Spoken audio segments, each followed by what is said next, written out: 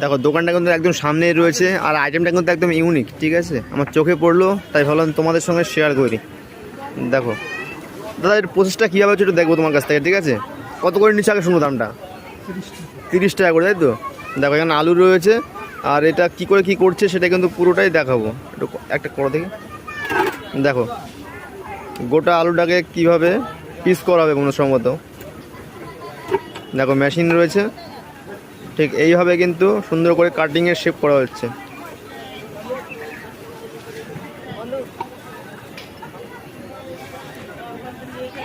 দেখো কত সুন্দর শেপ তৈরি হয়েছে, ঠিক আছে।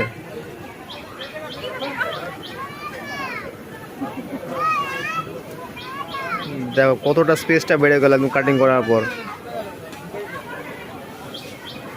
দেখো দাদা, একটু একটু ভালোভাবে দেখাও দাদা। দেখো কত সুন্দর শেপ হয়েছে, আর এটাকেই কিন্তু তেলে ভাজা হচ্ছে, তাই তো। ও আচ্ছা, কী কী দেওয়া হচ্ছে একটু দেখে নিই। এটা কী আছে?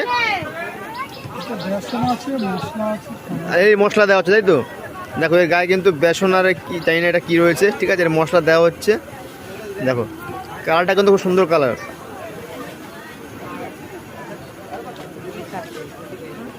একটা ইউনিক আইটেম মেলার মধ্যে, যেটা খুব ভালো লাগলো দেখে, সচরাচর দেখা যায় না, তাই ভাবলাম তোমাদের। বিস্কুটগুলো না? আচ্ছা আচ্ছা, দেখো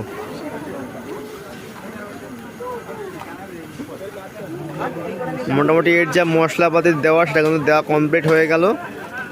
এরপরে কিন্তু এটাকে তেলে ভাজা হচ্ছে। দেখো তেলে ছেড়ে দেওয়া হলো। দেখো